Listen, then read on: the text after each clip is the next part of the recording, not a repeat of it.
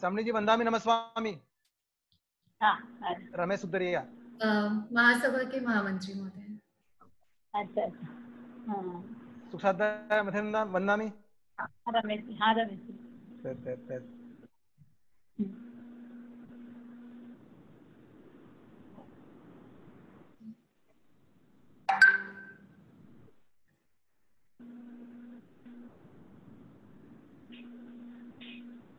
ओम ह्रीं नमो अरहन्ताणम्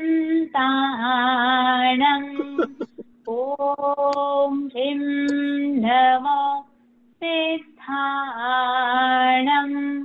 ओम ह्रीं नमो आयर्याणम् ओम ह्रीं नमो उवाच्छायाणम् ओम ह्रीं नमो लोये सवसापूर्णम् ऐसो पंचनमोकारो सप्तपावकणासनो मंगलानं च सवेदिं परमं हवै मंगलम् परमं हवै मंगलम्। आदि तीर्थंकर भगवान आदिनाथ को श्रद्धा शिक्त नमन। हम सबके ऊर्जा स्रोत पूज्य प्रवर को भाव भरा वंदन। समनी वृंद को वंदामी नमस्सामी। मेरा निवेदन महासभा के आदरणीय अध्यक्ष महोदय श्री सुरेश चंद्र जी गोयल से अपने भावों के साथ। आराध्य के श्री चरणों में शत शत वंदन। समनी मलय प्रज्ञा जी न्यू जर्सी से हमारे साथ जुड़ी हुई हैं, मैं उनको वंदामी नमस्वामी करता हूं। समनी जयंत प्रज्ञा जी यदि ह्यूस्टन से जुड़ी हुई हो तो मैं उनको भी वंदामी नमस्वामी करता हूं। आज के इस कार्यक्रम में जुड़े हुए मैं हमारे महासभा के महामंत्री महोदय रमेश जी, बहन कविता जी बंसाली व सभी पार्टिसिपेंट भाइयों एवं बहनों, सादर जय जिनेंद्र। बड़ा खुशी का विषय है कि कल पहले दिन ही 800 से अधिक पार्टिसिपेंट ने इसमें भाग लिया। ये महासभा के लिए बड़ा उत्साहवर्धक है और बहन कविता जी बंसाली जो इस कार्यक्रम की संयोजक है उसकी मेहनत का प्रतिफल है। भक्तांबर का दूसरा श्लोक आज हम लोग करेंगे और 25 बोल का दूसरा बोल हम लोग इसको समझेंगे। ये हमारे कर्म निर्जरा का बड़ा साधन है। जो भी इससे मन से भाग लेगा उसका ज्ञान पुष्ट होगा, श्रद्धा पुष्ट होगी और कर्म निर्जरा मिलेगी। तीन चीज का लाभ एक साथ मिलेगा। आप सबसे प्रार्थना है आप स्वयं भी जुड़े, अपने दोस्तों को, बांधुओं को, परिवारजनों को भी समाचार दें कि वो जुड़े इससे और इसका पूरा लाभ ले। ओम अरहम जय जिनेंद्र। धन्यवाद अध्यक्ष महोदय।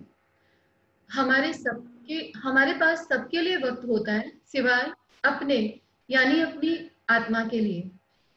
आने वाला अगला 1 घंटा हम प्रयास करेंगे जहां तक संभव हो अपनी आत्मा के आसपास रहने का। तभी समनी वृंद जो हमारे लिए श्रम नियोजन कर रहे हैं उसकी सार्थकता सही मायने में हो पाएगी। अब मेरा विनम्र निवेदन समनी मलय प्रज्ञा जी से, जो कि हमारे साथ अमेरिका से जुड़े हुए हैं, भक्तामर के दूसरे श्लोक जिसपे आचार्य मानतु भगवान आदिनाथ की स्तुति का संकल्प करते हैं के उच्चारण और व्याख्या हेतु निवेदन समनी वृंद से। लज्जा दया संयम बंगचेरम कल्याण भागित विसोहिताणम जिमे गुरु संयम अनुशासयन्ते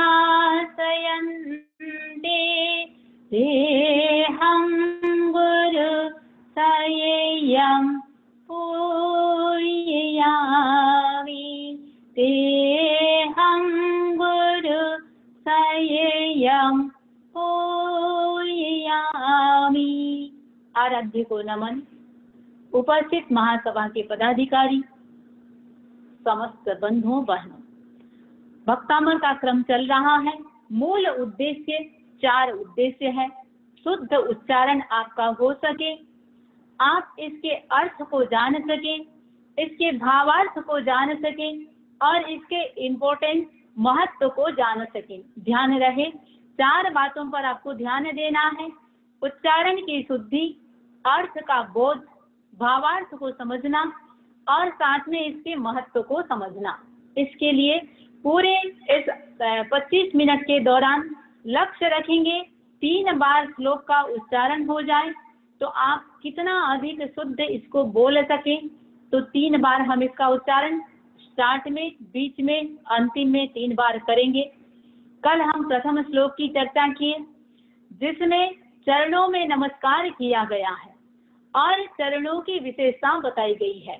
आज हम भक्तामृत स्तोत्र की दूसरे श्लोक की चर्चा करेंगे जिसमें आचार्य मानतुंग स्तुति करने का संकल्प कर रहे हैं। किसी भी काम को करने से पहले संकल्प करते हैं तो कार्य निर्विघ्न संपन्न होने की संभावना बन जाती है। पहले सभी सामूहिक संगान करेंगे। याद रहे कल बसंत तिलका राग का महत्व बताया था। पूरा भक्तामृत आचार्य मानतुंग ने बसंत तिलका राग में बनाया है, इसको गाया है। तो हम भी उसी बसंत तिलका राग में इसको गाएंगे। यह संस्तुतः सकल वाङ्मय तत्त्वबोधा दुर्भूत बुद्धि पटुभिः सुरलोकनाथैः स्तोत्रैर्जगत्त्रितय चित्तहरैरुदारैः स्तोत्रे किलाहमभितं प्रथमं जिनेन्द्रम्। आचार्य मानतुंग कह रहे हैं, प्रभु आचार्य मानतुंग यह कह रहे हैं कि प्रभु मैं आपकी स्तुति करना चाहता हूँ पर मेरे सामने एक कठिनाई है कि मुझसे पूर्व आपकी स्तुति इंद्र कर चुका है। वो इंद्र भी कैसा है? देवलोक में 5 सभाएं होती है। एक है व्यवसाय सभा जिसे हम यहाँ पुस्तकालय या लाइब्रेरी कहते हैं। उस व्यवसाय सभा में पुस्तकों का विपुल संग्रह है, भंडार है पुस्तकें, और इंद्र तथा देवता उस लाइब्रेरी में जाते हैं, उन ग्रंथों का पारायण करते हैं, अध्ययन करते हैं, स्वाध्याय करते हैं। और कितना स्वाध्याय किया है? संपूर्ण वाङ्मय का, समस्त आगमों का, शास्त्रों का अध्ययन कर लिया है। सिर्फ अध्ययन ही नहीं किया है, मानव ग्रंथों को पी लिया हो। बहुत ज्यादा किसी चीज को जानते हैं तो व्यवहार में भी कहते हैं इन्होंने तो मानो उस चीज को पी लिया। तो यहाँ कह रहे हैं कि वो अध्ययन ही नहीं किए हैं, मानव ग्रंथों को उन्होंने पी लिया। तो ऐसे अध्ययन से, तत्व ज्ञान से उनकी बुद्धि, उनकी प्रज्ञा इतनी प्रखर बन गई है। ऐसे बुद्धि से प्रखर चतुर बने हुए देवेंद्रों के द्वारा आपकी स्तुति की गई है। वो स्तुति या स्तवन जिससे आपकी स्तुति की गई, वो स्तुति कैसी है? ये तो इंद्र की बात बताएं कि वो इंद्र कैसा है। अब जिससे उन्होंने स्तुति की है वो स्तुति कैसी है, स्तवन कैसा है, उसके लिए आचार्य बता रहे हैं तीनों जगत के। 3 जगत कौन कौन से होते हैं? 3 जगत ऊर्ध्वलोक, मध्यलोक और अधोलोक। इसे 3 जगत कहा जाता है। मध्यलोक में अपन सब हैं ही, तो 3 जगत ये कहते हैं। तो 3 जगत के चित्त को हरने वाले, चित्त यानी चित्त को प्रसन्न करने वाले गंभीर अर्थ युक्त स्तवनों से उन्होंने, इंद्रों ने आपकी स्तुति की है। तो जहां इंद्र ने किया है और जो बुद्धि से प्रखर है, प्रज्ञा का धनी है और ऐसा एकदम चित्त को हरण करने वाले स्तवन से जहां आपकी स्तुति की है, तो उसके सामने मैं कैसा हूँ, बहुत छोटा पड़ता हूँ। कहाँ इंद्र का गंभीर ज्ञान, गंभीर अध्ययन और उसकी शक्ति के सामने मेरी जो शक्ति है बहुत अल्प है। कहाँ वो और कहाँ मैं। अभी तक विकल्प उठ रहा है। आचार्य मानतुंग सिर्फ सोच रहे हैं, विकल्प उठ रहा है, करूं या नहीं करूं। लेकिन अब विकल्प से अब कहाँ तक पहुंच गए, निश्चय तक पहुंच गए। क्या सोच रहे हैं, मैं इंद्र तो नहीं हूँ, न इंद्र जितना शक्तिशाली हूँ और न इंद्र जितना विद्वान हूँ, फिर भी मैं स्तुति करूंगा। क्यों करूंगा? क्योंकि मैं आपका भक्त हूँ। भक्त हूँ, इंद्र आपका भक्त है तो वो स्तुति कर सकता है, तो मैं भी तो आपका भक्त हूँ, इसलिए मैं भी आपकी स्तुति करूंगा। तम प्रथमम जिनेन्द्रम किल अहमपि स्तोष्ये। उस प्रथम जिनेन्द्र की, प्रथम जिनेन्द्र क्यों कहा है? जिन्होंने युग को, समाज को सब कुछ सिखाया, युग बोध दिया, ऐसे भगवान की मैं भी स्तुति करूंगा। देखिए आचार्य मानतुंग का यह संकल्प जो कह रहे हैं मैं स्तुति करूंगा, यहाँ एक संकल्प कर रहे हैं और यह संकल्प एक शक्तिशाली स्तोत्र का निर्माण का आधार बन गया। आचार्य मानतुंग स्तुति का संकल्प किए हैं और स्तुति में तन्मय हो गए। बेड़ियां ऐसी नहीं टूटती, तादात्म्य के बिना, तन्मयता के बिना बेड़ियां नहीं टूटती। जब एकाग्रता आती है तो संकल्प आकार लेता है और तब बेड़ियां टूटती है। बादशाह अकबर की सभा में तानसेन जब जब संगीत की धुन छेड़ता, बादशाह का सिर डोलने लग जाता और जब बादशाह का सिर हिलता तो बहुत सारे लोग सिर हिलाने लग जाते। बादशाह संगीत का मर्मज्ञ था, जानकार था, तो अब जानकार था इसलिए सिर हिलाता था। बहुत लोग बादशाह को देखकर सिर हिलाने लग जाते, अन्यथा बादशाह क्या समझेंगे। एक दिन बादशाह के मन में एक प्रश्न उभरा, क्या मेरी सभा में सारे के सारे संगीत के इतने मर्मज्ञ हैं, जानकार हैं? इस प्रश्न का समाधान पाने के लिए बादशाह ने दूसरे दिन फरमान जारी कर दिया, तानसेन गाएगा, उस समय कोई सिर नहीं हिलाएगा और जो सिर हिलाएगा उसका सिर काट दिया जाएगा। अब कौन से हिलाए? जितने नकली सिर हिलाने वाले थे वे सब तो बंद हो गए। अब तानसेन ने राग छेड़ी, अपनी धुन में छेड़ी और इतना सुंदर गाया कि बादशाह का सिर डोलने लगा, हिलने लगा। जो संगीत के मर्मज्ञ थे, जानकार के थे, उनका भी सिर हिलने लगा। उन्हें ध्यान ही नहीं रहा कि सिर कट जाएगा। जब तन्मयता होती है तब दूसरी बातें याद ही नहीं रहती। व्यक्ति बिल्कुल उसके साथ एक रस बन जाता है, एक रस जैसा बन जाता है। चीनी दूध में इस प्रकार घुल जाती है कि वह अलग से अपना अस्तित्व कायम नहीं रख पाती। दूध और चीनी एक मेघ बन जाते हैं। बादशाह को पता लग गया कितने सिर असली हिलते थे और कितने नकली। आचार्य मानतुंग भगवान ऋषभ की स्तुति में बिल्कुल तन्मय बन चुके हैं। हम केवल दूसरे श्लोक में हमको तन्मय बनना है, तो आज फिर से तन्मयता के साथ श्लोक का संगान करेंगे। यह संस्तुतः सकल वाङ्मय तत्त्वबोधा दुर्भूत बुद्धि पटुभिः सुरलोकनाथै स्तोत्रै जगत्कृतय चित्तहरैरुदारै स्तोत्रे किलाहमपि तं प्रथमं जिनेन्द्रम्।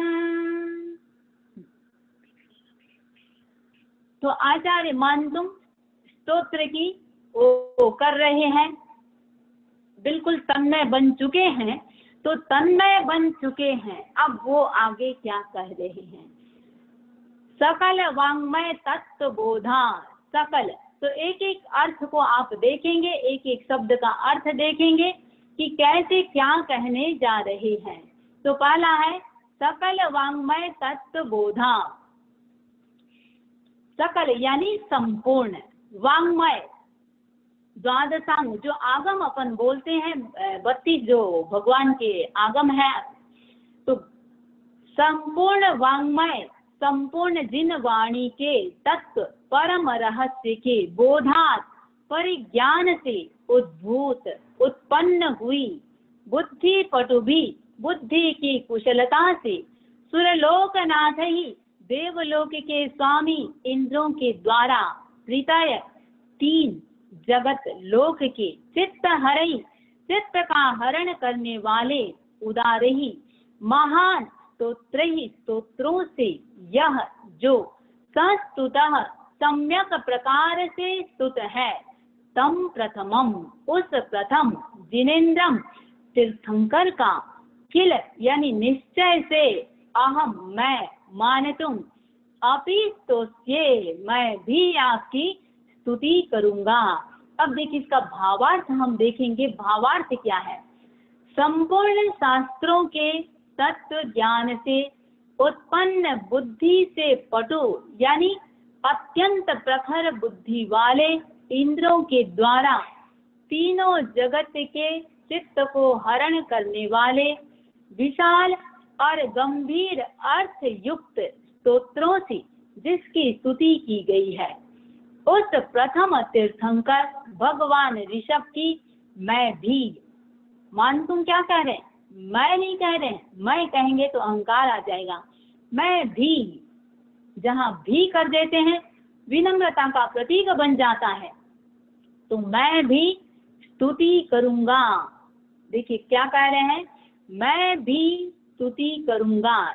तो आज भगवान ऋषभ की मैं भी स्तुति करूंगा। आचार्य मान तुम स्तुति करने का संकल्प तो कर लिए हैं। अब आगे देखते हैं, फिर उनके मन में और कुछ उतार चढ़ाव आएगा या सीधा सवना प्रारंभ कर देंगे, फिर से तन्मयता के साथ बिल्कुल डूब जाए, भगवान ऋषभ दिखने लग जाए कि ऐसा लगे कि आप स्वयं भगवान की स्तुति कर रहे हैं। तो फिर से एक बार अपन संगान करेंगे।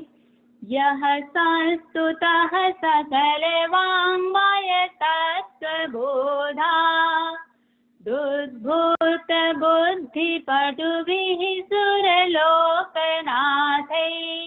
स्तोत्रैर्जगत्स्थितय चित्तहरैरुदारैः स्तोत्रे किराहमपि तं प्रथमं जिनेन्द्रम्।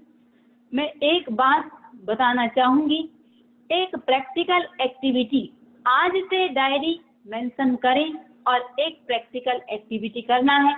आपको अपने लाइफ में physical, mental, emotional, financial, social जो भी समस्या लगती है सारा उसमें लिख लें।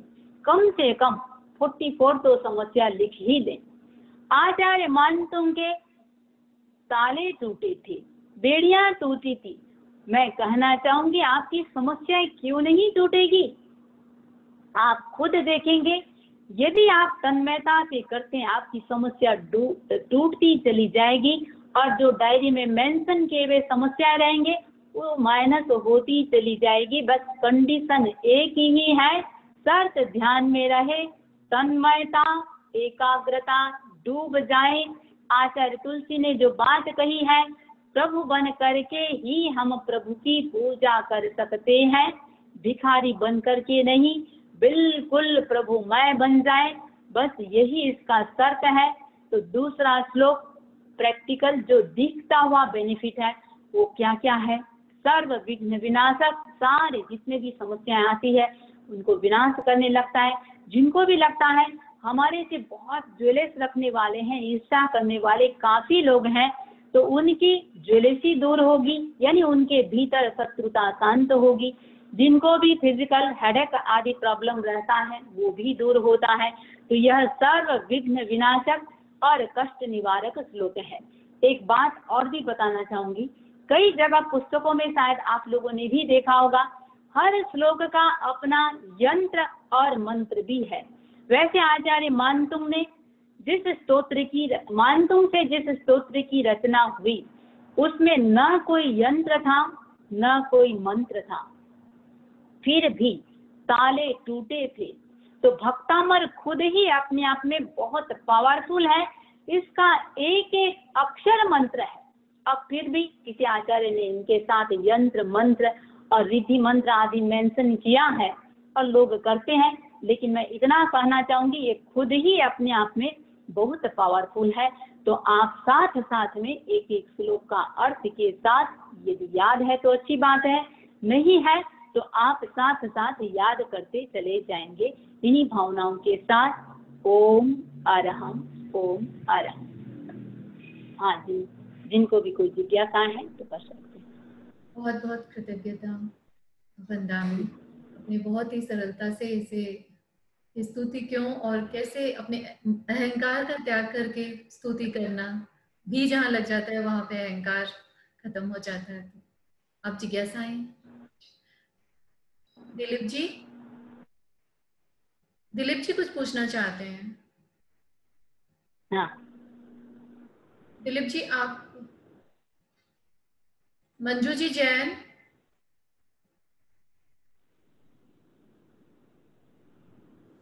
निशा जी तातेड़। जय जिनेन्द्र, मथेन वंदामी। मेरे को ये पूछना, एक्चुअली मैं अभी जस्ट कनेक्ट हुई जब आप वो डायरी का बता रहे थे, तो एक बार आप मेरे को वापस थोड़ा विस्तार में बता पाएंगे कि आपने क्या बोला था कि डायरी में क्या लिखना है एंड मतलब। अच्छा, सॉरी, मैंने एक बात कही, जैसे आचार्य राजा सम्राट हर्षवर्धन आचार्य मानतुंग को चमत्कार दिखाने के लिए बोले थे, आचार्य मानतुंग ने मना कर दिया था। तो चमत्कार को देखने के लिए राजा सम्राट हर्षवर्धन ने उनमें बेड़ियां लगा दी थी, ताला लगा दिए थे। तो एक एक श्लोक बोलते गए और एक एक ताले टूटते गए। तो मैंने कहा 48 ताले लगाए थे। आपको भी अपने लाइफ में ऐसा कुछ लगता है कि हमारी बहुत समस्याएं हैं, तो एक डायरी मेंशन करें जिसमें आप समस्याएं लिख लें और तन्मयता के साथ आप श्लोकों को बोलते हैं तो आप खुद महसूस करेंगे। यदि डीपली एनालिसिस आप कर पाते हैं, कर सकते हैं, तो आपकी समस्याएं बिल्कुल माइनस होती चली जाएगी। तो वो समस्याएं किसी भी प्रकार का हो सकता है, फिजिकल हो, मेंटल हो, इमोशनल हो, सोशल हो या फिर आपका फाइनेंशियल हो, कुछ भी हो। तो एक एक श्लोक अपने आप में बहुत पावरफुल है। दिलीप जी अब आप अपना जिज्ञासा रखिए। हाँ, मेरी आवाज आ रही? जी बिल्कुल। हाँ आ रही है मेरी? हाँ आप बोलिए। वंदामी नोन स्वामी। वंदामी, मैं दिलीप गुड़ बोल रहा हूँ। मैं पूछ रहा था कि जैसे भक्तांबर का पाठ करते हैं तो कहीं शुद्धि में, कहीं उच्चारण में कोई भूल हो जाए तो उसके लिए फिर कोई दोष लगता है क्या, या कहीं, क्योंकि हम लोग श्रावक हैं, शुद्धिकरण में थोड़ा भूल उच्चारण की शुद्धि अशुद्धि की बात कर रहे हैं ना? पूछ रहे हैं कि उच्चारण में अगर कहीं कोई गलती हो जाए तो दोष लगता है क्या, ऐसा क्वेश्चन? देखो, दोष जहाँ तक दोष की बात नहीं है, एक तो हमारे भावना हो, उच्चारण शुद्धि के लिए ही ये किया जा रहा है। कभी कभी उच्चारण यदि हम प्रॉपर नहीं करते हैं तो फिर वो अर्थ कुछ और निकलने लग जाता है, तो जो बेनिफिट होना चाहिए वो हो नहीं पाता है। जैसे छोटी सी एक बात बताऊं, इंद्रासनम देही, कुंभकर्ण ने साधना की, इंद्र का आसन मिले, इंद्रासनम देही साधना खूब की, और जब देवता प्रसन्न हुए और मांगने लगे कि भाई बोलो क्या मांगते हो, मांगना था इंद्रासनम देही, मांग लिया निंद्रासनम देही। कहाँ इंद्र का आसन और कहाँ नींद का आसन। तो यदि हम प्रॉपर नहीं करते हैं और ऐसा कुछ जुड़ जाता है अक्षर या उच्चारण में, तो कभी कभी हो सकता है उसका इफेक्ट गलत हो। तो लोग जो बहुत ज्यादा मंत्र माला फिरते हैं, मैं उनको कहती हूँ कम करो, भले क्वालिटी लाओ, क्वांटिटी में मत जाओ। सरिता जी बांटिया। सरिता जी आप अपना हाँ आपकी आवाज नहीं आ रही सरिता जी। तारा जी मरलेचा,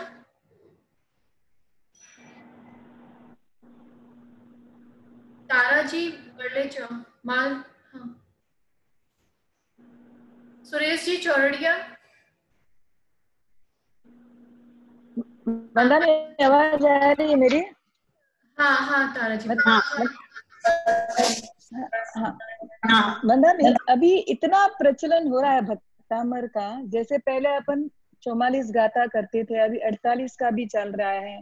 जो यंत्र मंत्र आप बोल रहे हो, रिद्धि सिद्धि का, वो भी बहुत चल रहा है। कोई प्रयोग मतलब बास्केट के साथ करवा रहे हैं, कोई चावल के साथ करवा रहा है। आजकल इसकी भी बहुत कार्यशाला लग रही है, तो बहुत कंफ्यूज हो जाता है कि जो अपन नॉर्मल चिता रहे हैं वही चिता रहे कि वो प्रयोग के साथ करे, कैसे करें?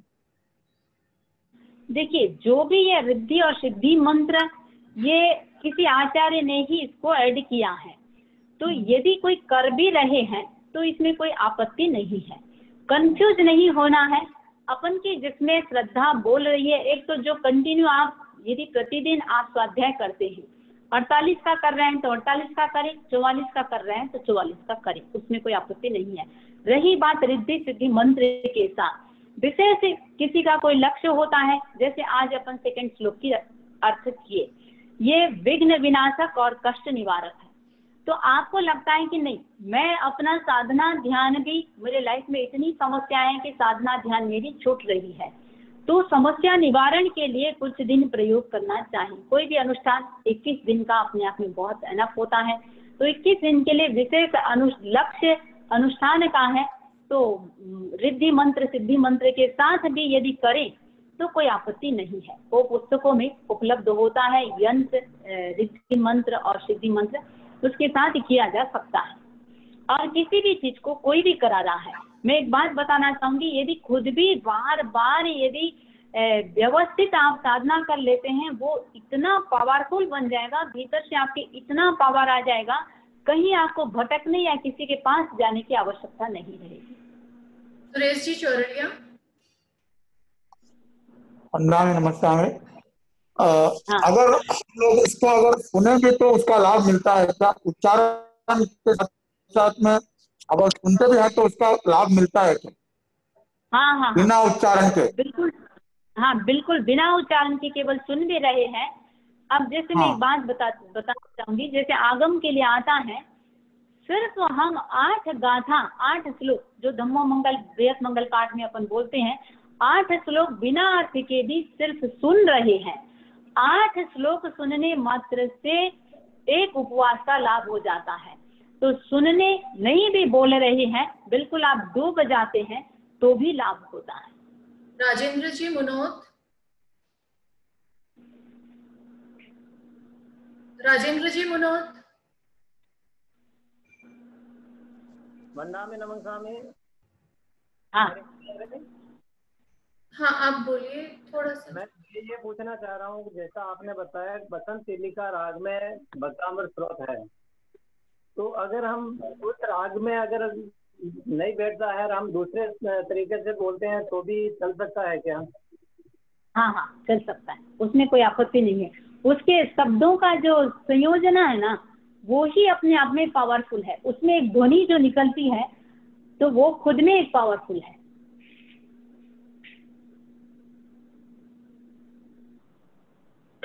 श्रीमती पारस मेहता,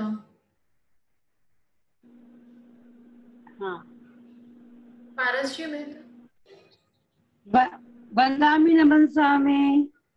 हाँ मेरी आवाज आ रही है क्या? हाँ वंदामी नमन स्वामी।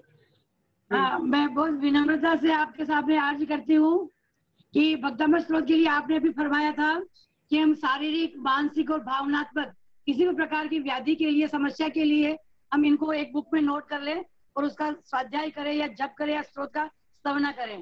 तो ठीक भावनात्मक तो ठीक है, जैसे हम भावनात्मक रूप से ही इसका स्रोत का पाठ करते हैं, लेकिन अगर शारीरिक समस्या है तो हमारी जैसे शारीरिक और मानसिक समस्याएं तो सैकड़ों है, तो उनके समस्याओं के लिए अगर हम इसका स्तवना करेंगे तो हमारा स्वार्थ नहीं हो जाएगा क्या साथ में? नहीं, मेरा कहने का बिना स्वार्थ देखिए, में करनी चाहिए। नहीं, मेरा कहने का मतलब था, जहाँ आपको लगता है कि मेरी, विनम्रता से पूछी एक थी सेकंड, नहीं, अच्छा पूछे, प्रश्न अच्छा पूछे। मेरा लक्ष्य ये है कि आपकी जैसे आचार्य मानसों के ताले टूटे थे, पता नहीं उनकी कितनी 48 कर्म प्रकृतियां टूटी होगी, तब ताले टूटे हैं। तो आचार्य भिक्षु ने जो बात कही, जहाँ जहाँ निर्जरा होगी वहाँ वहाँ पुण्य का बंद होगा, जहाँ जहाँ आध्यात्मिक निर्जरा होती है वहाँ वहाँ ये बेनिफिट तो होते ही होते हैं। धाने के पीछे तोड़ी होती है।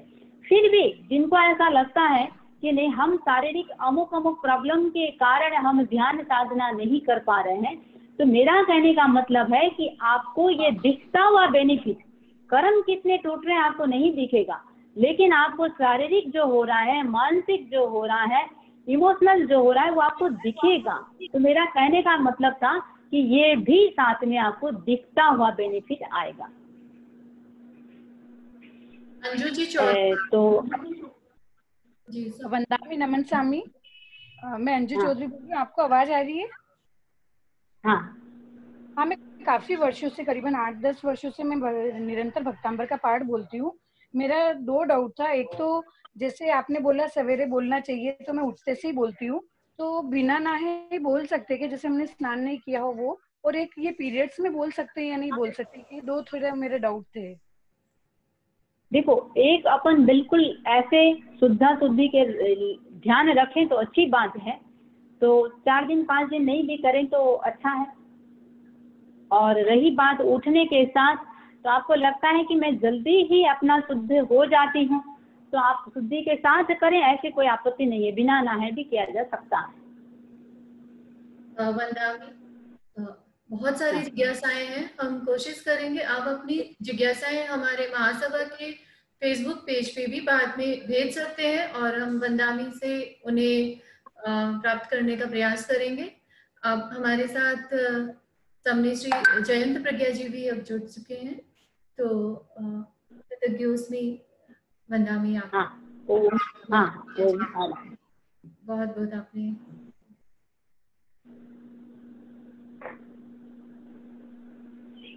समनी श्री जयंत प्रज्ञा जी हमारे साथ जुड़ चुके हैं।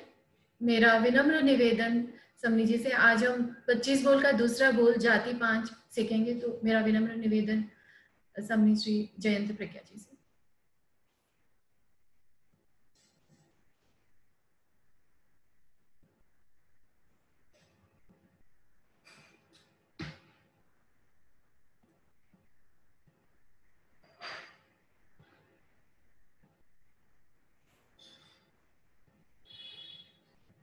उपस्थित भाइयों और बहनों, तत्व ज्ञान की हमारी चर्चा 25 बोल से प्रारंभ होती है। वो कहें आध्यात्मिक विकास का माध्यम हमारा तत्व ज्ञान, और जिसका आधार है 25 बोल। 25 बोल हमने कल चर्चा प्रारंभ की थी। पहला बोल 25 बोल का 4 गति के बारे में बताया। जो जनरल बातें मैंने बताई कि 4 गति होती है, यानी इस दुनिया के सारे जीव 4 गतियों में ही समाहित होते हैं। सिद्धों को छोड़ देते हैं, संसारी जीव 4 गतियों में ही समाहित होते हैं। देव गति, मनुष्य गति, त्रियंच गति और नरक गति, जिसका थोड़ा थोड़ा वर्णन कल मैंने किया था। पूरे इस ब्रह्मांड में जो 14 रज्जु का हमारा लोक है, इस लोक में ये 4 गतियों के जीव रहते हैं। तो ऊपर ये जो आपने इस लोक को देखा होगा, और इस स्क्रीन पर ये लोक मैंने दिखाया है, उसका ऊपर का जो पार्ट है उसमें देवगति के जीव रहते हैं। मिडल का जो पार्ट है उसमें मनुष्य त्रियंच रहते हैं। नीचे का जो पार्ट है वो अधोलोक जिसको कहते हैं, जहां नारकीय जीव रहते हैं। ये एक जनरल चीज है। वैसे त्रियंच गति के जीव पूरे लोक में फैले हुए रहते हैं। देवता भी मिडल लोक में भी रहते हैं, ऊपर के लोक में भी रहते हैं, नीचे के लोक में भी रहते हैं। तो मनुष्य है वो भी हमारे अधोलोक में कुछ भाग उसका भी वहां है। तो कुछ मनुष्य वहां भी रहते हैं। इस प्रकार ये 4 गति के जीव इस पूरे ब्रह्मांड में विद्यमान रहते हैं। अब हम आज चलेंगे एक हमारी और गति, जिसकी चर्चा मैंने कल की थी, अंतराल गति। ये अंतराल गति भी एक गति है। मनुष्य गति, त्रियंच गति, नरक गति और देव गति, ये गतियां जिस स्थान पर होती है जीव को वहां जाना होता है। अब मनुष्य बनेगा तो मनुष्य गति में वो कैसे जाएगा? मान लीजिए पहले देव था, मनुष्य गति में जाएगा कैसे? मर गया वहां पर तो अपने शरीर को छोड़ दिया, लेकिन दूसरी गति को कैसे वो एक्सेप्ट करेगा? वो वहां कैसे जाएगा? माध्यम क्या होगा? तो वो माध्यम है अंतराल गति। जैसे आप एक क्षेत्र से दूसरे क्षेत्र में जाते हैं, फ्लाइट का यूज करते हैं, ट्रेन का यूज करते हैं, गाड़ी का यूज करते हैं, उसी प्रकार जीव एक भव से दूसरे भव में जाता है, एक जन्म से दूसरे जन्म में जाता है, तो वह इस अंतराल गति को यूज करता है, जिसको हम फ्लाइट कहें, जिसको हम ट्रेन कहें, जिसको हम गाड़ी कहें, कुछ भी कहें, ये एक व्हीकल है जिसको यूज करके जीव एक गति से दूसरी गति में जाता है। तो ये अंतराल गति क्या है? ये मिडल की गति, बीच की गति, एक भव से दूसरे भव में जाने की गति। ये 2 प्रकार की होती है, ऋजु गति और वक्र गति। ऋजु गति का मतलब है सीधी गति। जो जीव ऋजु गति में पैदा होने वाला है, मान लीजिए जैसे मैंने ये चित्र दिखाए हैं, आप चित्र देखें, ये है लाल डॉट, यहां से जीव, जो कोई जीव मनुष्य गति में है, मनुष्य गति से उसका सीधा ऊपर के देवलोक में पैदा होना है, तो वह अपनी सीधी रेखा में पैदा होगा, तो वो एक समय में सीधा वहां पहुंच जाएगा, तो उसको हम कहते हैं ऋजु गति। और दूसरी है वक्र गति। ये वक्र गति का मतलब है घुमावदार गति। घुमावदार जहां गति होती है उसमें टाइम भी ज्यादा लगता है। तो मैक्सिमम हमारे एक भव से दूसरे भव में जाने के लिए 4 समय ही होता है। आत्मा की गति कितनी तीव्र है कि वो 4 समय में पूरे ब्रह्मांड का चक्कर निकाल सकता है, जहां भी पैदा होना है वो वहां जा सकता है। तो ये वक्र गति, घुमाव वाली गति। अब इसको आप कैसे समझे कि जैसे आप गाड़ी चला रहे हैं, कार चला रहे हैं, चलाते चलाते आपको गाड़ी को टर्न करना है, तो टर्न करना है तो एक क्षण के लिए आप गाड़ी रोकेंगे, उसके बाद गाड़ी टर्न होगी। ऐसा नहीं है कि चलते चलते तीव्र गति से चलते चलते गाड़ी आप टर्न कर ले, ऐसा नहीं है। तो एक क्षण के लिए आप गाड़ी को वहां रोकेंगे और फिर गाड़ी को टर्न करेंगे। ठीक यही सिस्टम इस अंतराल गति में है। जीव एक भव से दूसरे भव में जाता है और वक्र गति से जाता है। वक्र गति का मतलब है उसका उत्पत्ति स्थान कहीं दूसरी जगह है, सीधी रेखा में नहीं है, विषम रेखा में है, वक्र रेखा में है, टेढ़ी रेखा में है। इस कारण से जीव को ये गति लेनी पड़ती है। तो ये गति कैसे होगा कि जैसे मान लीजिए आप पहला चित्र देख रहे हैं, T1 का चित्र देख रहे हैं, जिसमें नीचे का लाल डॉट है, वहां पर मान लीजिए जीव है और वो जीव इतना सा टर्न करेगा। टर्न करने का मतलब एक घुमाव, उसने एक घुमाव लिया, यहाँ एक क्षण के लिए रुका और फिर वो सीधा आगे जाएगा, तो उसका एक घुमाव हो गया। यानी वो नीचे के लोक में है, अधोलोक में है, चाहे वो वैंतर गति में हो, चाहे वो भवनपति के जीवों में हो, उसे मनुष्य बनना है या तिर्यंच बनना है, वो सीधी रेखा में नहीं है, थोड़ा घुमाव देके जाना है, तो वो टर्न करेगा गति को, और टर्न करके एक क्षण के लिए, एक क्षण तो बड़ा लंबा होता है, वो उतने क्षण के लिए वहां रुकेगा और फिर दूसरी वे जहां उत्पत्ति स्थान है वहां पैदा हो जाएगा। तो उसमें उसको 2 समय लगता है। एक समय वहां से छूटेगा, एक घुमाव करेगा, और दूसरा समय 3 समय लगेगा, या वहां उसको इसमें जाने में 3 समय लगेगा, एक घुमाव होगा। एक यहां से रवाना हुआ, वहां छूटा, टर्न की और फिर आगे पैदा होता है। तो ये कैसे एक समय कितना, 4 समय की बात कही है, एक समय कितना सूक्ष्म होता है आप उसकी कल्पना कर सकते हैं। लेकिन ये इतना सूक्ष्म समय जिसकी पहचान हमारे द्वारा नहीं होती। ये तो हमारे तीर्थंकरों ने बताया कि एक समय कितना होता है, बताया कि एक पलक हम झपकते हैं उसमें असंख्य समय बीत जाता है।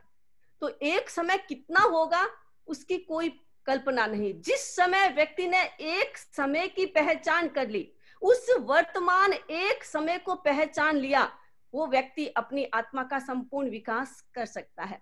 तो एक समय बहुत सूक्ष्म होता है। हम स्थूल उदाहरण से समझे, जैसे मान लीजिए 1000 पेज वाली पुस्तक है और मशीन ने 1000 पेज को एक साथ में उसको एक साथ में किया, पेज उसको स्टेबल करती है, मशीन 1000 पेज को एक साथ स्टेबल करती है।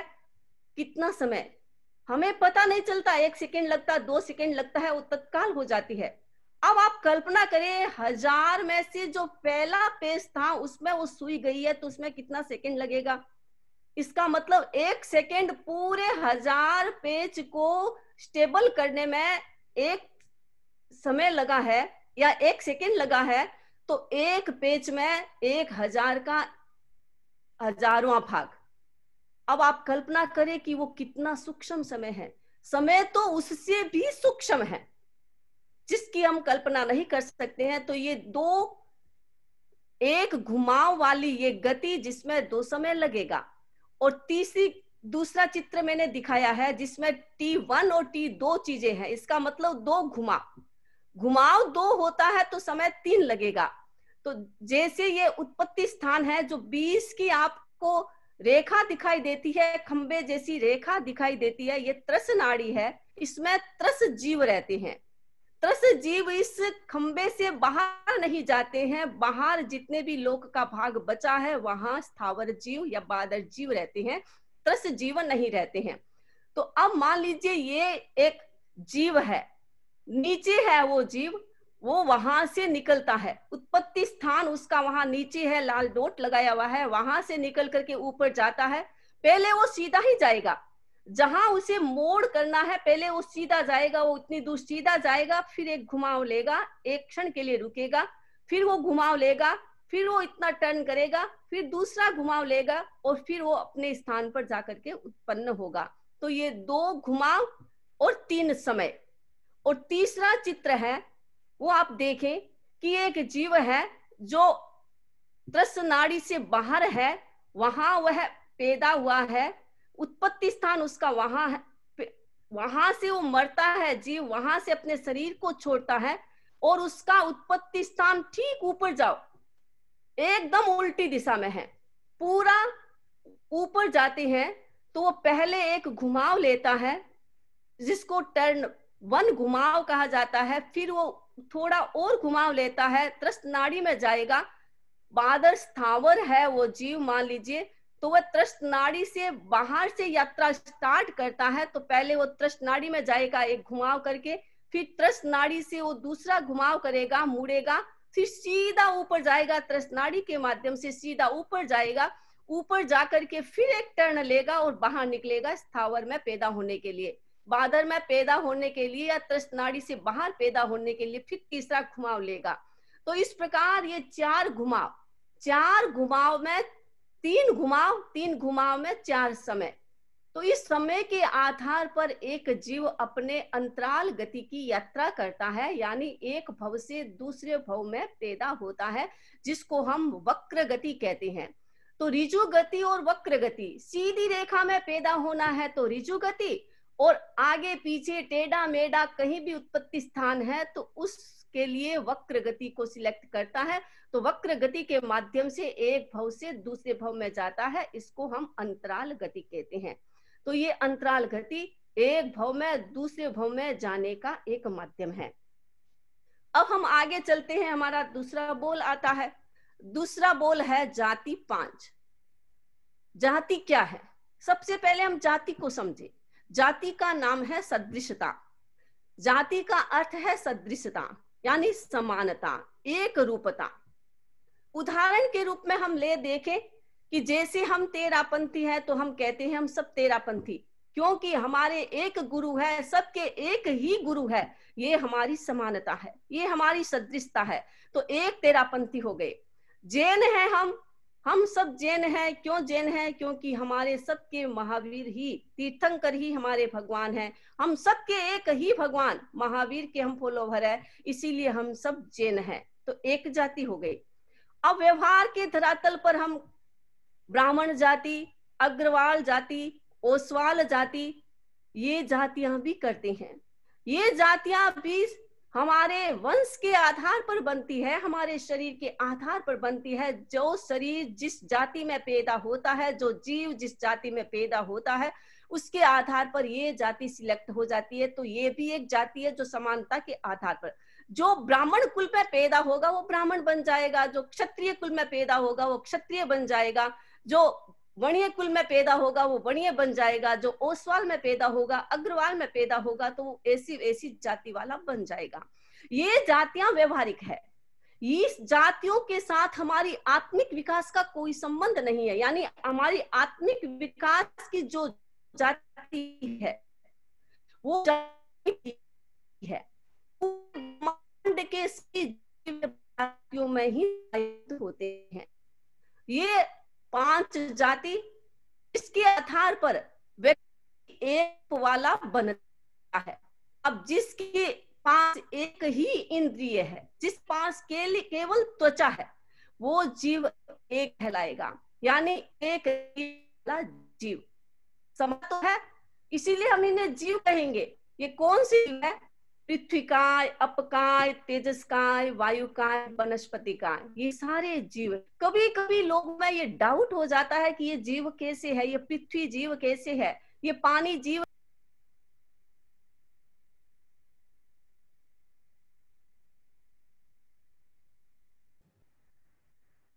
शायद समनी जी का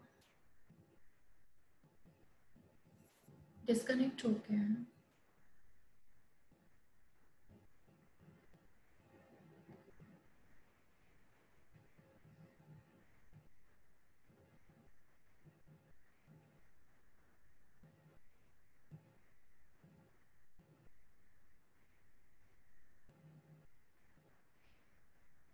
आपका ऑडियो डिस्कनेक्ट। हाँ हाँ वंदना, हाँ आप ऑन कर लीजिए। हाँ ऑन कर लीजिए ऑडियो। हाँ आप ऑडियो क्या कर वंदामी? हाँ हाँ फरमाइए। स्क्रीन शेयर करेंगे आप? तैत वंदामी आप स्क्रीन शेयर करना सकते। हाँ।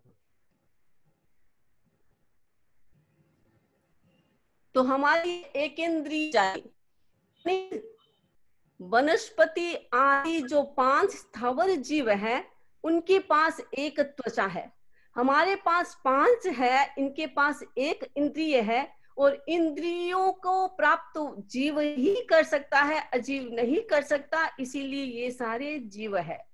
अब प्रश्न है कि ये जीव कैसे हो सकता है, ये पृथ्वी आदि जीव कैसे है? तो भगवान महावीर ने कहा है कि इस दुनिया में जितने भी पुद्गल दिखाई देते हैं, ये जीव च्युत पुद्गल है। यानी जो भी पुद्गल दिखाई देता है, किसी ने किसी जीव ने इसको स्वीकार किया और उसको छोड़ा।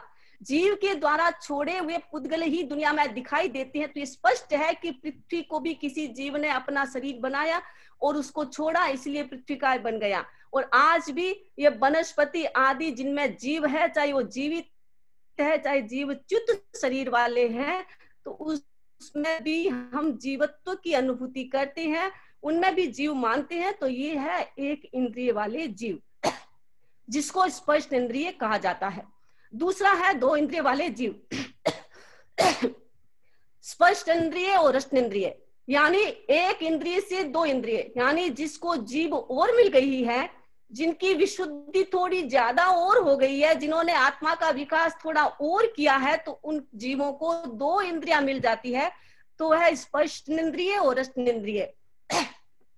ये 2 इंद्रिय में जीव कौन से आते हैं? ये लट, शीप, शंख, कृमि आदि जो आपके अनाज में होता है, घुण आदि गिर जाते हैं, तो वो जीव भी 2 इंद्रिय वाले होते हैं।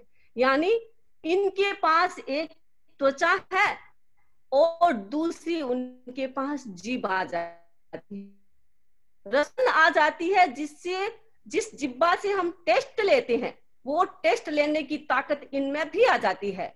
यद्यपि टेस्ट कैसा है ये हमारी तरह अनुभव नहीं कर सकते, क्योंकि हमारी तरह ये सोच नहीं सकते, हमारी तरह इनके पास मन नहीं होता, हमारी तरह इनके पास आंखें नहीं है, हमारी तरह इनके पास सुनने की ताकत नहीं है, इसीलिए वो टेस्ट का अनुभव नहीं कर सकते हैं, लेकिन टेस्ट ले सकते हैं। ये इनके पास ताकत है। तो ये 2 इंद्रिय वाले जीव हो गए। और तीसरी है 3 इंद्रिय वाले जीव, स्पर्शन, रसन और घ्राण। 3 इंद्रिय आ गई। त्वचा इनके पास है, जिब्बा इनके पास है, और तीसरा नाक। सूंघने की ताकत भी इनके पास आ जाती है। आत्मा का थोड़ा और विकास हुआ, इन जीवों ने आत्मा का विकास किया, तो ये तीसरी जाति को प्राप्त करते हैं। ये तीसरी जाति हो गई।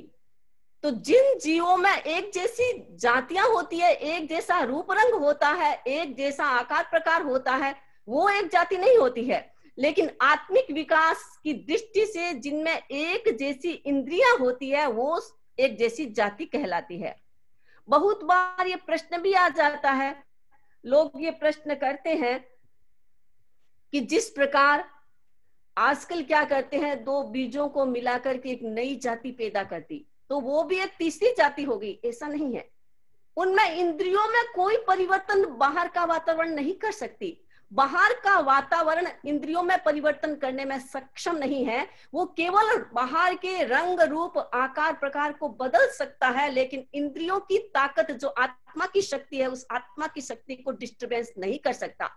इसीलिए जिन जीवों के पास 3 इंद्रियां हैं, ये 3 इंद्रिय वाले जीव, स्पर्शन इंद्रिय, रसन इंद्रिय और घ्राण इंद्रिय, ये 3 इंद्रियों को प्राप्त करने वाले जीव, ये चींटी, मकोड़े, जो बालों में जूं पड़ जाती है, लीक होती है, और जो चिंचड़ होती हैं, इल्ली जो हमारे अनाज में पड़ जाती है, ये सारे जीव 3 इंद्रिय वाले कहलाते हैं। 3 इंद्रिय वाले इसीलिए क्योंकि इनके पास सूंघने की भी ताकत है। ये ताकत है, लेकिन ये ऐसा डिसाइड नहीं करेगा कि ये गंध अच्छी है, ये गंध बुरी है, क्योंकि इनके पास हमारी तरह मन नहीं है, लेकिन ये सूंघ सकते हैं। और चौथी है इंद्रिया चक्षु। एक चक्षु जिनके पास और बढ़ जाता है, जिन्होंने अपनी आत्मा का थोड़ा और विकास किया, 4 इंद्रिय प्राप्त करने की ताकत प्राप्त की, तो वो जीव 4 इंद्रिय वाले बन गए, चतुरिंद्रिय वाले जीव कहलाते हैं। उनके पास एक त्वचा है, दूसरा उनके पास रस है, जिह्वा है, तीसरा उनके पास नाक है, और चौथी उनके पास आंखें हैं। ये 4 इंद्रिय है। ये जीव मक्खी, मच्छर, ये भंवरे, टिड्डी, ये सब बिच्छू आदि, ये 4 इंद्रिय वाले जीव कहलाते हैं। यानी ये स्पर्श भी कर सकते हैं, स्वाद भी ले सकते हैं, सूंघ भी सकते हैं, और देखने में भी समर्थ है। आत्मा का थोड़ा और विकास इनका हो गया, तो इन्होंने 4 इंद्रियों को प्राप्त किया। अब ये जीव है, वो सारे के सारे जीव, नपुंसक कहे, समुच्चय कहे या असंगी कहे, ये सारे जीव असंगी की कोटि में आते हैं। ये सारे जीव समुच्चय की कोटि में आते हैं। ये गर्भ से पैदा नहीं होते हैं, इनकी अपनी अपनी योनियां होती है, उस योनि में जाकर के पैदा होते हैं। तो इस कारण से ये जीव असंगी कहलाते हैं, ये समुच्चय कहलाते हैं।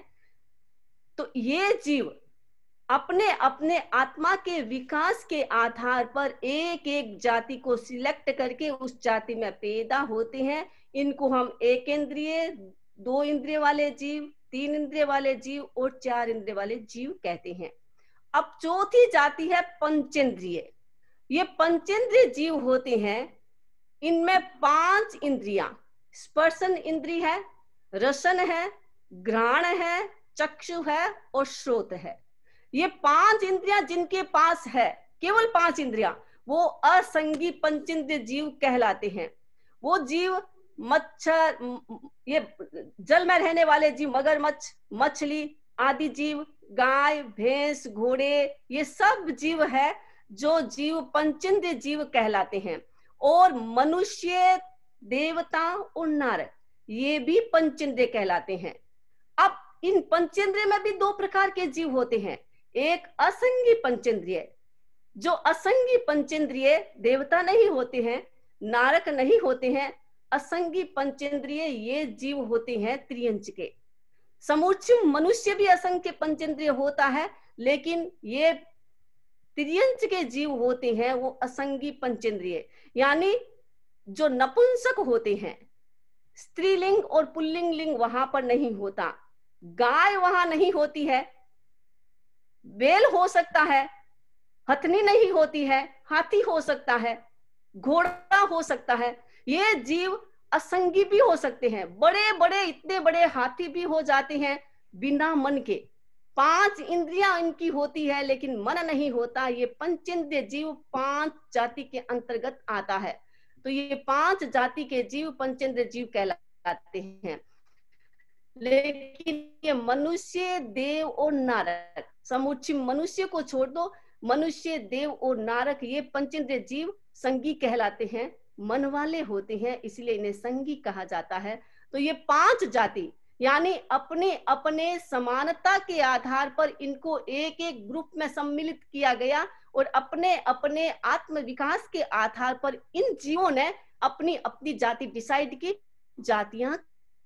तो ये 5 जाति हमारे जैन दर्शन में इन 5 जाति के आधार पर संपूर्ण जीव जगत को डिवाइड किया जाता है। तो ये 5 जाति, और कल हमने पहला बोल गति का किया था, ये दूसरा बोल हमारा ये 5 जाति का हुआ है, तो ये बोल भी हमारा कंप्लीट होता है। तो अब इसके बारे में कोई भी आपको जिज्ञासा है तो आप पूछ सकते हैं।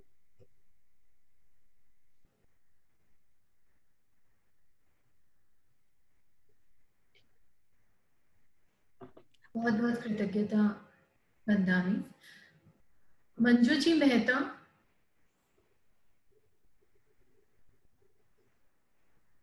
मंजू जी मेहता,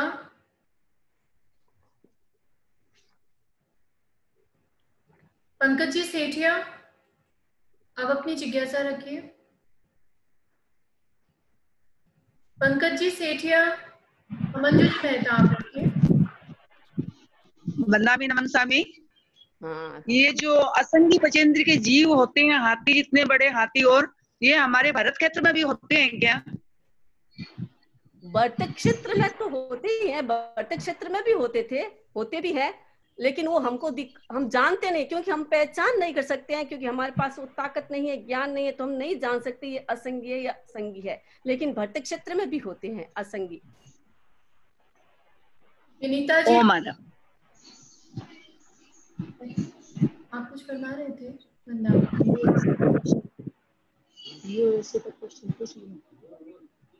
विनीता जी डागा, विनीता जी डागा। वंदामी नमन स्वामी। हाँ। मेरे को ये थोड़ा सा असंगी और संगी के बारे में थोड़ा सा वापस समझाइए ना, थोड़ा सा कंफ्यूजन हो रहा है कि जैसे चौथे जाति में जो होते हैं वो भी असंगी होते हैं और पंचेंद्रिय में भी असंगी संगी, वो थोड़ा सा कंफ्यूजन है। पंचेंद्रिय जीव 2 प्रकार के होते हैं, एक असंगी पंचेंद्रिय और एक संगी पंचेंद्रिय। तो असंगी पंचेंद्रिय जिनके मन नहीं होता वो असंगी पंचेंद्रिय कहलाते हैं, और संगी पंचेंद्रिय जिनके मन होता है वो संगी पंचेंद्रिय कहलाते हैं। आप इतना अंतर समझे। असंगी जिनके मन नहीं होता, इंद्रियां तो 5 ही होती है लेकिन मन नहीं होता है, इसलिए वो असंगी कहलाते हैं। पंकज जी सेठिया, पंकज जी सेठिया, नीलेश जी चोपड़ा, अनम्यूट कर रही हूँ। वंदामी नमन स्वामी, ये संघीय और असंघीय थोड़ा समझना था, समझ में नहीं आ रहा है। संगी का मतलब मन वाले, उसमें 2 होता है। संगी का अर्थ मन वाले भी होते हैं, संगी का अर्थ गर्भज भी होते हैं। लेकिन प्रश्न आ जाता है कि भी देवता और नार के जीव तो गर्भ से पैदा नहीं होते हैं, तो वो संगी कैसे हुए? इसीलिए संगी का अर्थ होता है मन वाला और असंगी का होता है अर्थ जिसके मन नहीं होता। तो जिनके मन नहीं होता वो असंगी है और जिनके मन होता है वो संगी है। और जिनके मन नहीं होता है वो समुच्चम होते हैं, गर्भ से पैदा नहीं होते हैं। और जिनके मन होता है वो गर्भ से भी पैदा हो सकते हैं और उनकी उत्पत्ति का स्थान अलग भी हो सकता है। जयश्री जी हिंगर मुंबई से। जयश्री जी।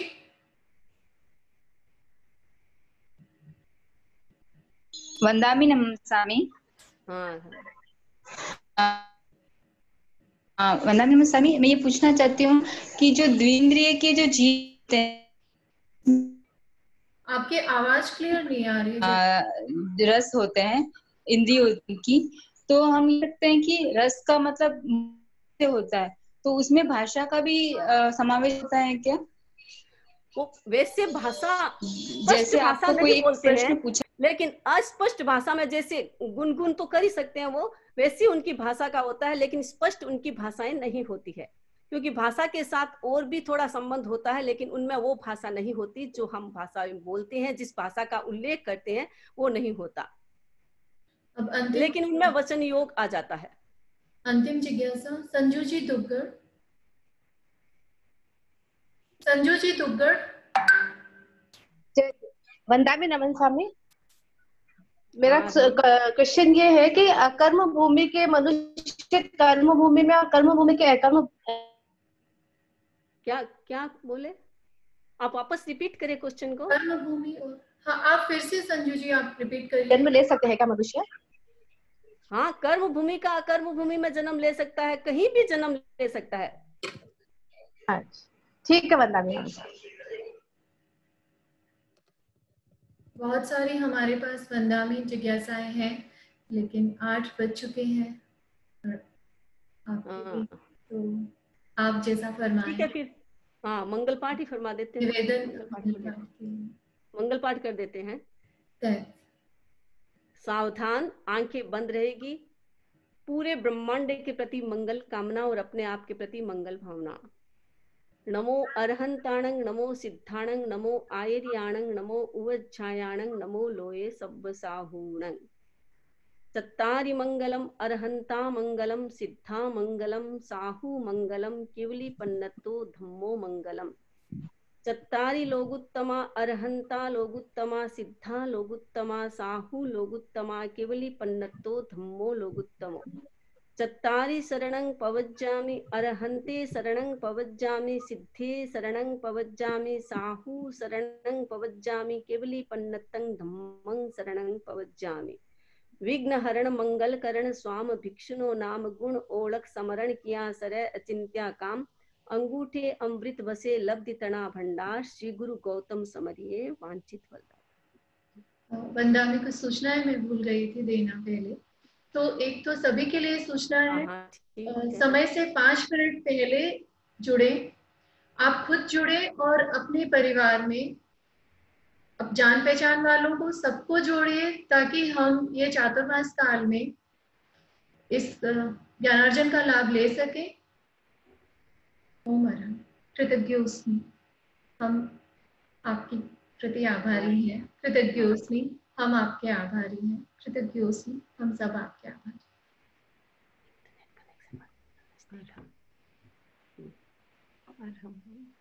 अरहम